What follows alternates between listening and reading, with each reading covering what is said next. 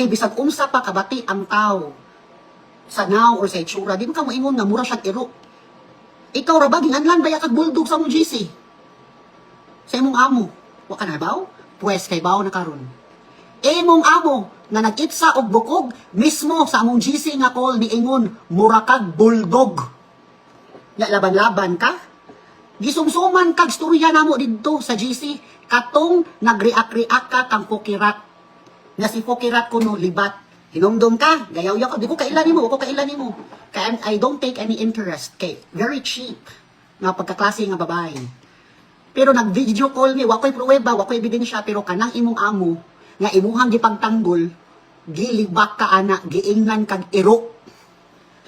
Unya manaway ka ni Habibi, nga giingnan sa tiyag iro, otro sa ka, giingnan sa kag iro ni Cindy. Mag-unay rasad mo, puhon-puhon. Nga nung gudtan, makako di. I can still vividly remember on my mind what happened on that day.